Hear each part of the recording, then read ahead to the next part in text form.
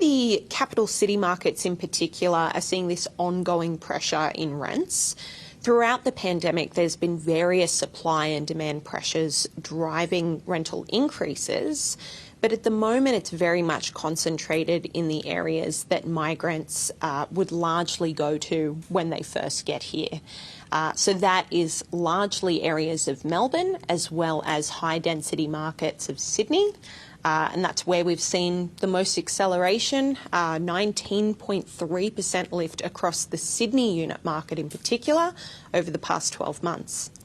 So is it getting close for those who are paying these exorbitant rents to take on a mortgage instead, even in the face of the rate rises that we've been seeing? I'd still say that your mortgage repayments have gone up far more than rents have.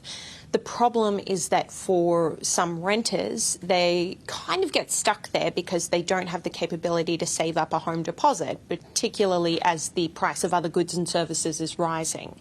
So there are very different challenges, I think, for renters and mortgage holders. Some people might find it's better to just try and buy something rather than battle it out in a tight rental market. And they may get to a point, even where your mortgage is still more expensive, it's more valuable for you to own your own space. The RBA governor has said a solution to the rental crisis would be to see more people living in a household, like getting a flatmate or moving back home with parents. Are we seeing any evidence of that in the data?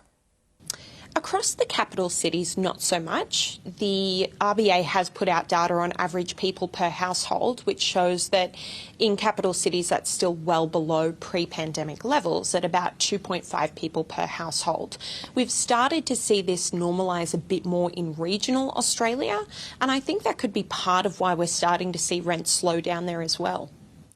Vacancy rates ticked up slightly in this report. Is there any hope, given the strong migration growth we're seeing?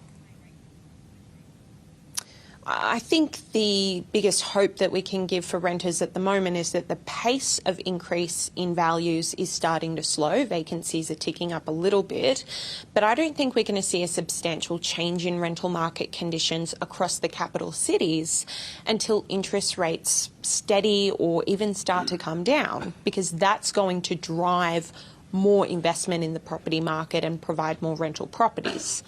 From a government perspective, I think there's a level of fiscal constraint that's holding back the delivery of more social and affordable housing, and that's something that we've seen decline over the decades. Eliza Owen, thank you. Thank you.